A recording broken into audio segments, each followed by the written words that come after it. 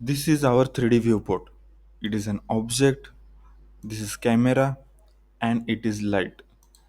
And these red, green, and blue lines are x, y, and z axis respectively.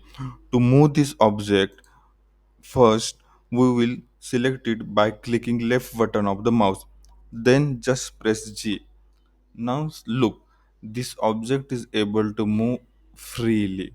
Now if we press this object here by clicking left button of the mouse, we will be able to see this object is anywhere in the space irrespective of the x, y, and z axis. But we never move objects like this. Mostly we move this object in any one axis only.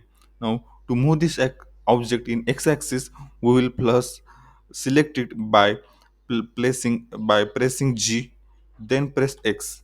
Now this object will be able to move in x axis only. Now if we press G and then Y, then this object will be able to move in y axis only. If we press G and then Z, then this object will be able to move in Z axis only. Subscribe for more.